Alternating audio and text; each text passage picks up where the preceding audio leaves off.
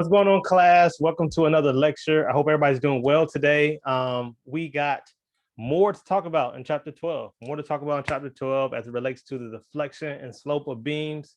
I'm going to show you another method of solving this. This one is probably going to be a method you're going to look at and say, man, I wish I had done this before, but you have to learn both of the concepts. And this one is heavily dependent upon your book, and more particularly, one of the appendices in your book, Appendix C. But that is the method of superposition that I'm referring to at this time. So I'm going to come down here and just write that across the top. We are in a section in chapter 12 still, where we are about to go over the method of superposition. Now, the way that I've always understood superposition, even when I was in school, is that superposition is basically just layering things on top of each other or adding things together to ultimately get what you're looking for. So let me show you real quick on the screen. I'm going to share my screen over here as we look at this example. This is an example in your book. In fact, this is example 12.13 that illustrates the method of superposition for you. If you were in a case where you are trying to solve for either the slope or V sub C, the deflection of this beam, this simply supported beam with this type of loading, the distributed loading of 2 kilonewtons per meter, and then this concentrated loading of 8 kilonewtons there in the middle. The way that you can solve this using the method of superposition is by separating the two loading types and then solving for that slope or that deflection for those respective loading types and then adding them together. So in this case, where you have a distributed load and a concentrated load right there in the middle, this is equated to a simply supported beam with this distributed load, 2 kilonewtons per meter, which you have over here, plus another simply supported beam with just the 8 kilonewton concentrated force in the middle. And so what you would do in this case, what you will be doing in this case is adding up the type of deflection that you get here, 1, V sub C1, and then the type of deflection you will get here, V sub C2, and then you would use that to combine. So let me come over here to get your total solution. Let me come over here and do this on a sheet of paper. So basically what we're saying here is that, let's just say deflection, right? Lowercase v sub c. Lowercase v sub c is the total deflection caused by all of the loads on the simply supported beam. But in order to get that value, we would say v sub c of 1, as I just said, plus v sub c of 2, the second beam loading type, adding those together to get the total. And there are equations, just like we did in the last lecture and the one before that, where we used a lot of our algebra and our calculus to get our equations. And then ultimately it comes up with an equation that may have P or E or L that represents the numbers of the actual beam. We can jump straight to those simplified versions by looking at Appendix C in your book. And I trust that most people have books now. Sorry for bumping the mic. Most people have books. And if you do, you have the appendix, I encourage you to look to the back. Sorry, my mic is slipping off the table. Look to the back of the book and turn with me to Appendix C. So Appendix B is where we were doing our design work and picking our shapes, right? Appendix C, here's Appendix C. And what you'll see if you look at Appendix C is that you have a number of different loading types. And then to the right of it, you have the slope that corresponds to that loading type. You have the deflection, and this is the maximum deflection, right? The maximum deflection as a result of that loading type. And then you have another equation over here in the far right, which is just the equation of the elastic curve. So if you're trying to find the slope at a given position, you can plug X into that number. But what we're going to do in this case, let's say if we were trying to solve for the slope, and let me keep it on screen so you can see it. The slope for this particular beam right here that you see in your top left corner of the screen. What we're going to do is then come back to Appendix C and see, not the slope, I'm sorry, the deflection. We're going to see what is the V sub C for this type of loading, and then what is the V sub C for this type of loading, and we're going to add them together. So now looking here at our book, right, we have a distributed load across the half of it. This looks like it right here. So what we would come over here and do is say, oh, the maximum deflection in this case,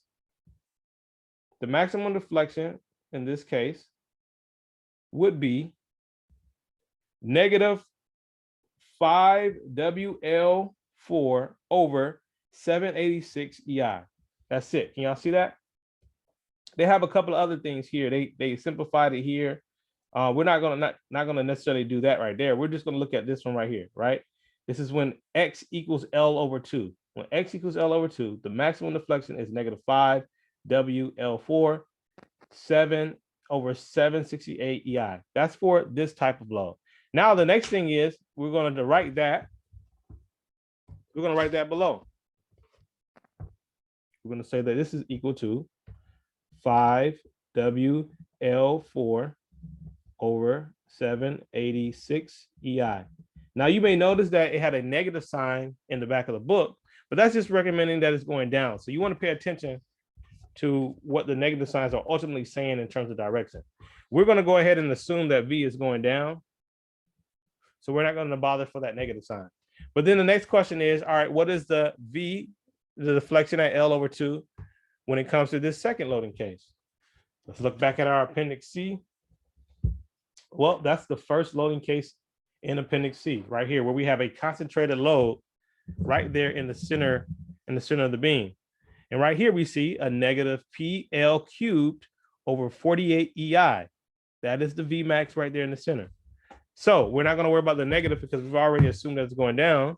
And we're simply going to write PL cubed over 48 EI. There we go. That's it. That's it.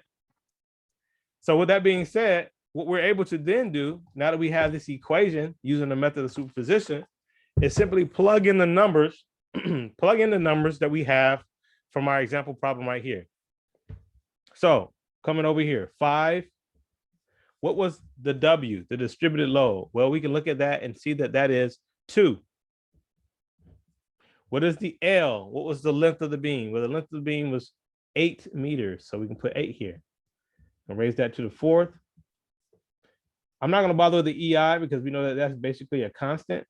If it's still E is 29,000, we just keep the constant there for now. Plus P. What is P? What is the concentrated load? Well, it was 8. Right? What was L? We've already said that that is also 8, but in this case, it's to the 3rd over 48 EI. If we were to add this up together, let me just underline that. I don't know why I just felt like I need to underline that. All right, here we go.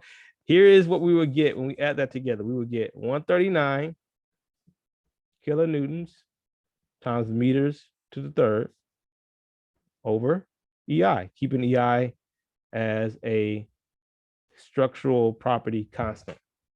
There we have it, right? We just solved for the deflection of this beam using the method of superposition, So that's the concept in a nutshell. Very simple. Using appendix C definitely allows you to shorten the curve.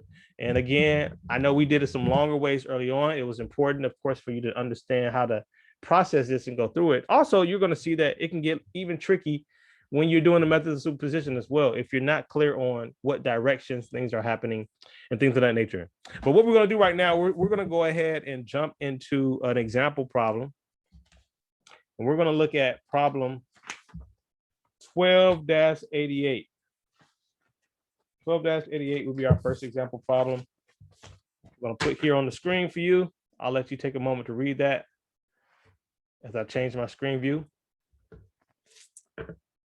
Just looking at my document cam. Here we go. What we have here is a W14. Hope you all can see that well. A W14 by 43 simply supported beam made of A36 steel. It is subject to the loading as shown. Determine the slope at A and at B. All right. So what we know is that this particular loading is going to cause some kind of deflection like this. And I'm drawing this just so we can kind of get an idea of what slope we're dealing with, right? Here, and here are going to be slopes. So we'll call this theta sub A, and we'll call this slope theta sub B. That's what they mean by determining the slope at A and at B. Well, the slope at A is going to be the superposition, the combining of the slope at A as a result to one loading condition, right? And we're going to say that our first loading condition is this moment right here, right? This is loading condition 1. And then we're going to say that this loading condition, the distributed load, is loading condition 2. So the slope at A is going to be the slope as a result of the first loading condition plus the slope at A as a result of the second loading condition. Likewise, we can say the same thing about theta sub B, or the slope at B. Theta sub B1 plus theta sub B2. That's where we are. That's where we are. So let's start things off by looking at our different loading conditions. And I'm going to draw it like this. This is equal to, just to show right on it, this is equal to simply supported beam like this.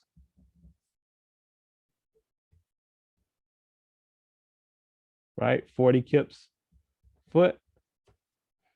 That's going to obviously cause some kind of deflection here. Plus, simply supported here. And if we're being realistic, right, if we're going ahead and using our intuition in this situation here, we know that it's probably going to deflect asymmetrically, right? A little bit like that, because most of the loading is on this side. So let's start things off with theta sub A, right? This loading condition. Loading condition 1. Well, looking at appendix, what is the first equation that we will write for this type of loading condition? Pull out my book here as I try to avoid my microphone. All right, here we go. Right here, we can see here on the appendix that we have a loading case right here with a moment on the end of it, right? And on this moment at the end of it, it says that this side is theta 2, and this side is theta 1.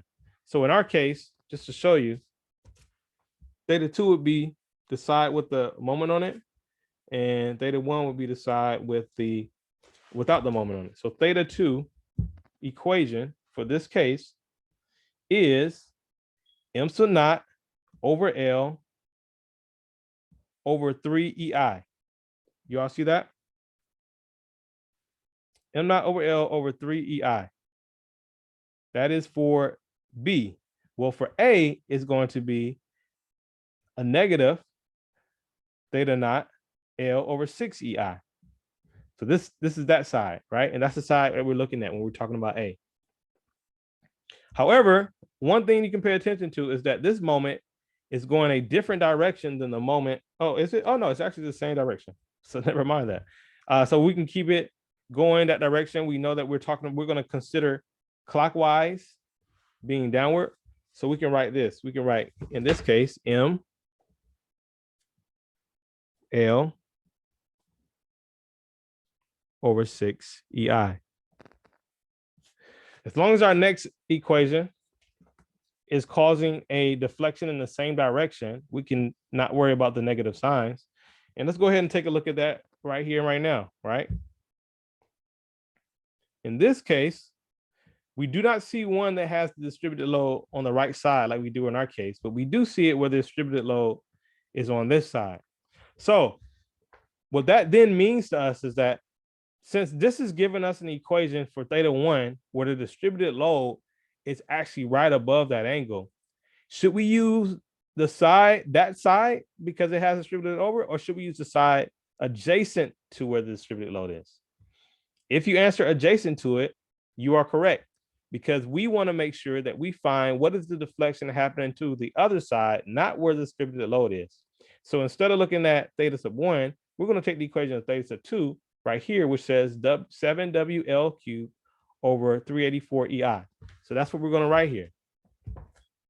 We know we're going the same direction, so we can just add them up. 7WL cubed over 384 EI. That is our equation. That is our equation for theta A. Now let's do the same thing for theta B. Right? Theta B sub B. First, according to A, loading case 1, we're going to go ahead and see that they give us theta 2, the side that has the moment on it, going in the same direction. That equation is m sub naught over L, m sub naught times L over 3EI.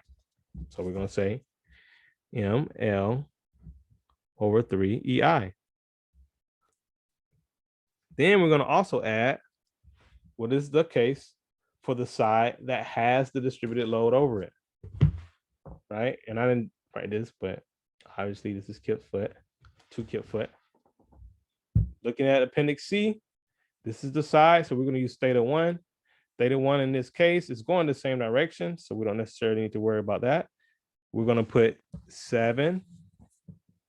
We're going to put, we're going to put 3WL cubed over 128 EI. So let's do it. 7, 3I.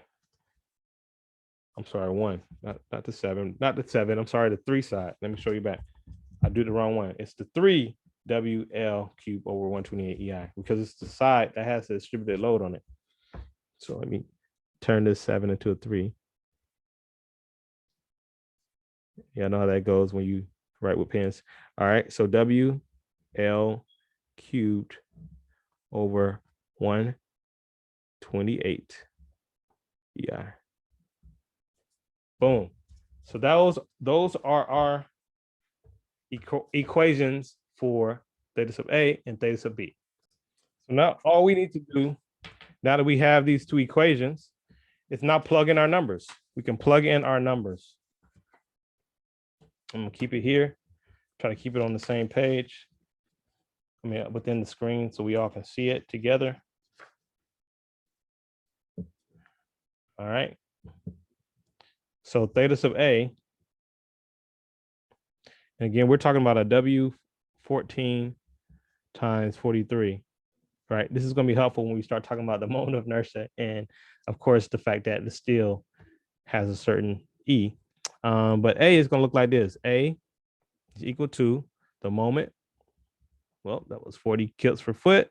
Because it's per foot, we're going to put a 12 in there. And then we got an L. The entire beam was 20 feet long. Boom, 20 feet long. So we're going to say 20. But we also got to convert it to inches. So we're going to say 20 times 12. Sorry about that. Then we're going to go ahead and put our numbers underneath. 6 EI. And remember I said because it's steel, we already know that this is going to be 29,000 KSI. Right? And we can get this value by looking up the shape, right? The moment of inertia of the shape. But let's say do the second term. The second term is going to be 7 times the W, which is 2 kips per foot, 2 kips per foot. But we're going to convert kips per foot to kips per inch. So in this case, we're dividing it by 12, right? And then we're going to multiply that times, again, 20 feet times 12 inches. And this is supposed to be cubed. This is over 384 EI.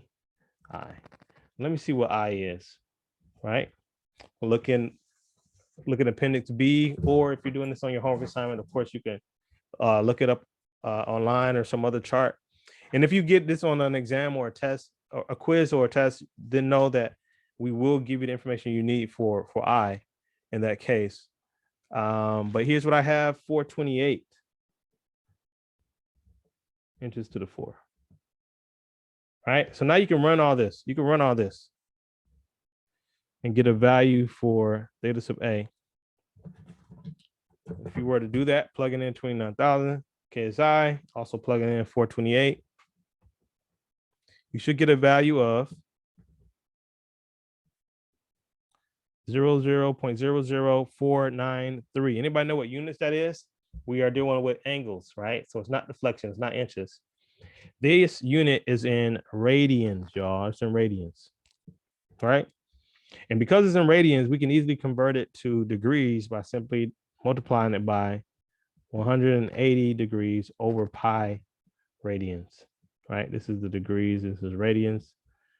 And from there, we will get 0.283 degrees.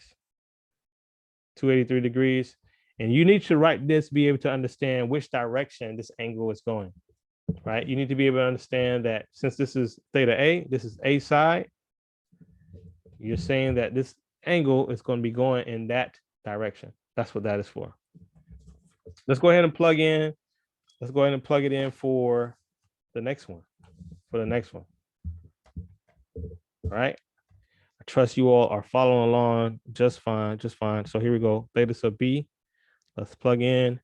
M was 40 cubes foot. Let's multiply that by 12 to get a cube inch.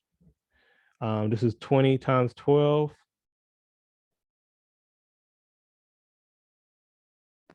Let me do that. Got a little too close. 20 times 12, right? That's the length. Put that over 3.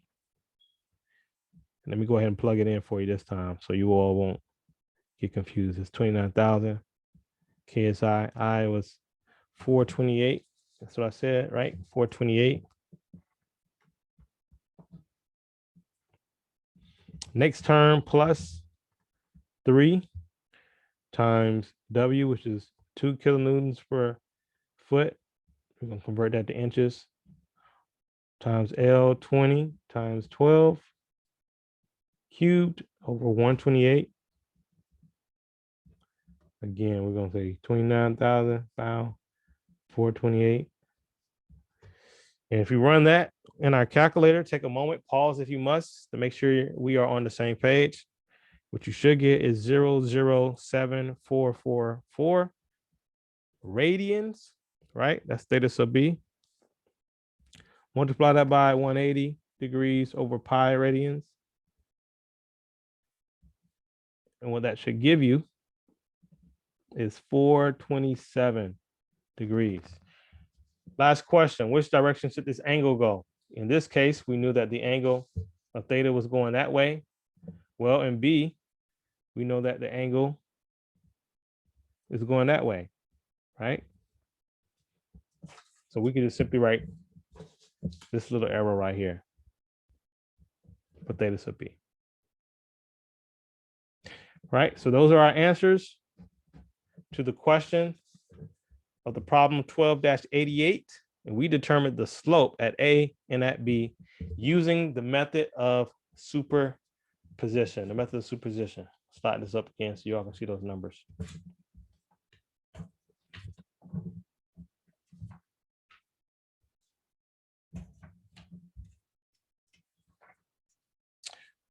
All right, all right. I think we're going to do another one. We're going to do another one, all right?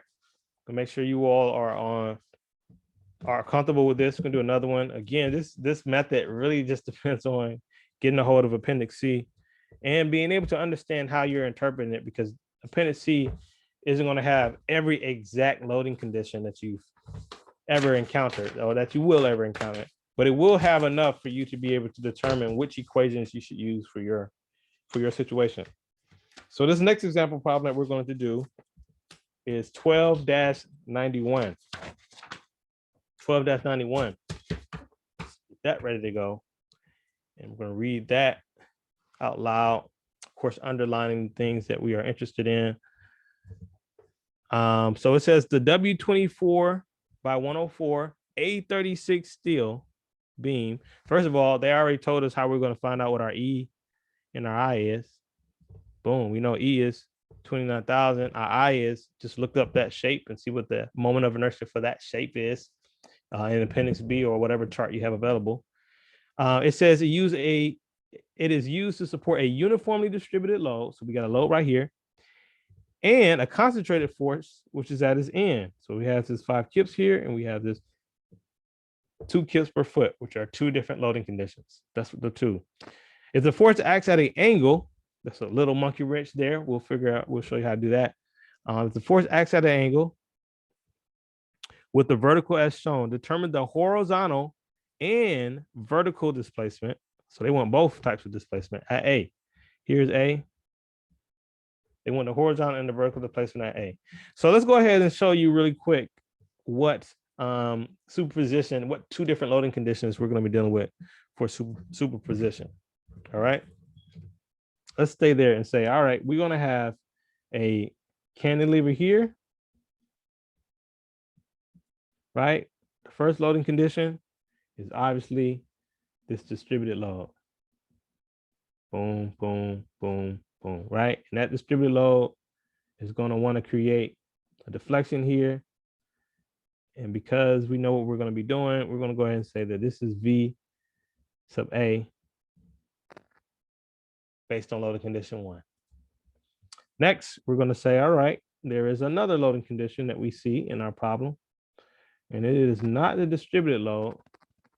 It is instead a concentrated load at the end that will also want to create a deflection here.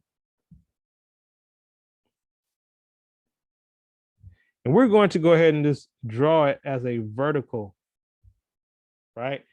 I'm just going to draw the vertical component of it. I'm not drawing it as a vertical. We know here, let's not forget that it is at an angle.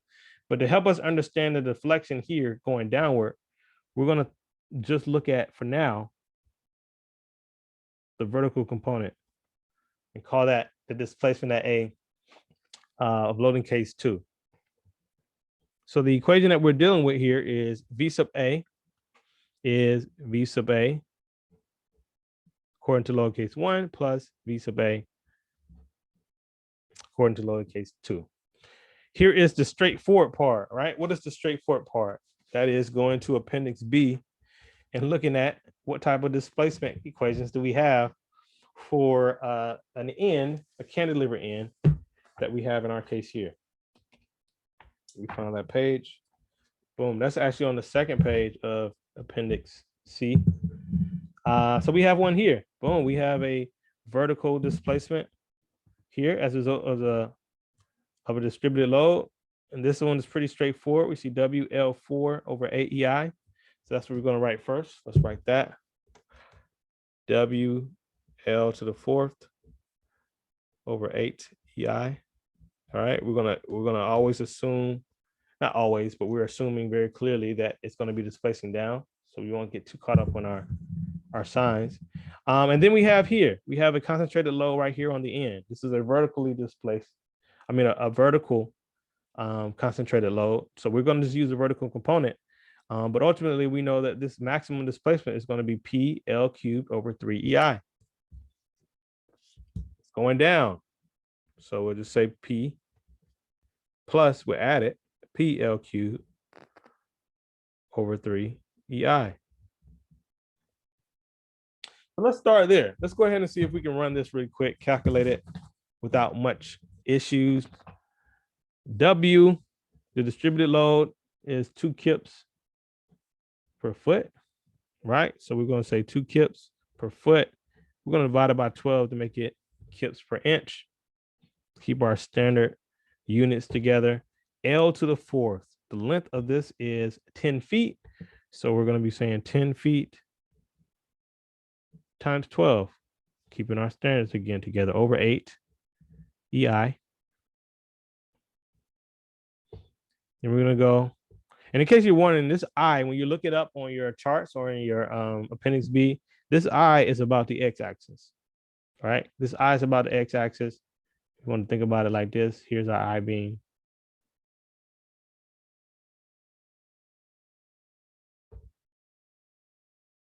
This is the x-axis.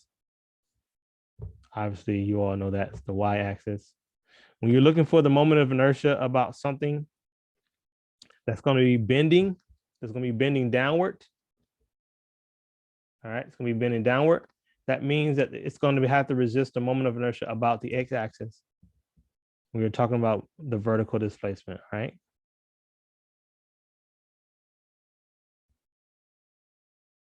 We write that.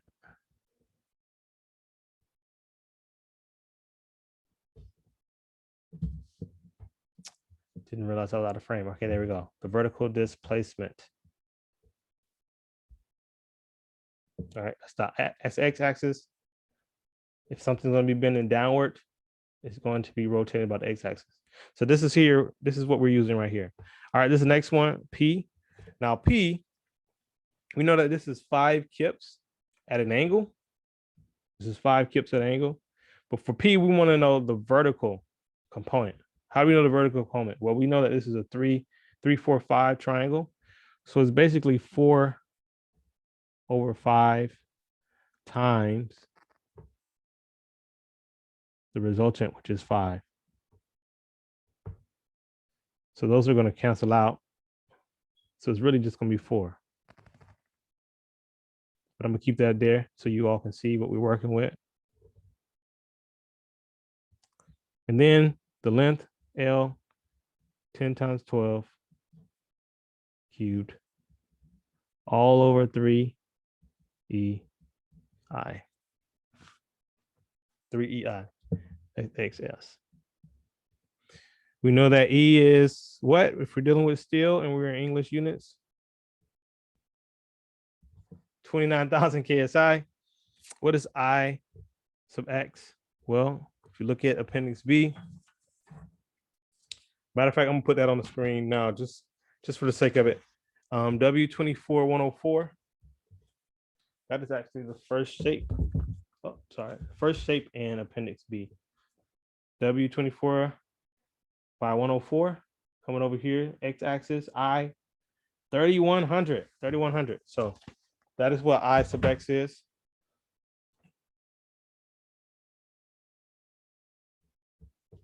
All right, and that's inches to the 4. All right, so let's do a favor and get the vertical displacement by adding those up together. Go ahead and pause it if you need to, but make sure you get the same value that I should get. And what I've gotten is, for the displacement, is 737 inches, right? Because we got everything in inches. This, my friends, is the vertical displacement.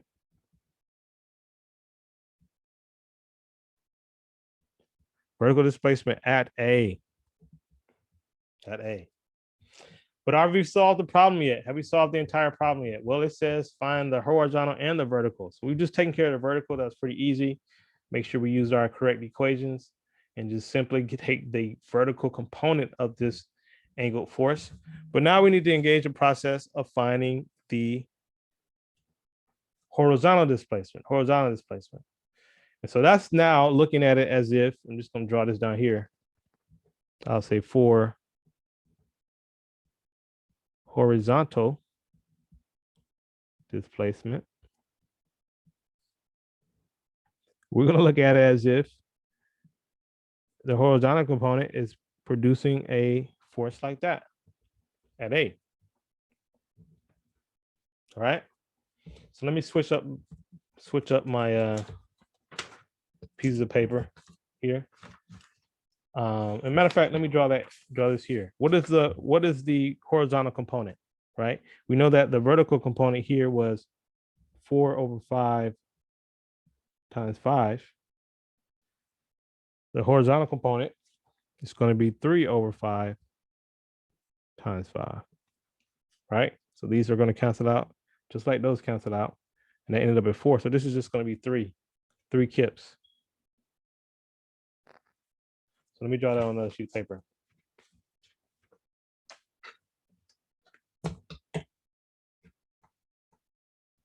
So we have a cantilever here.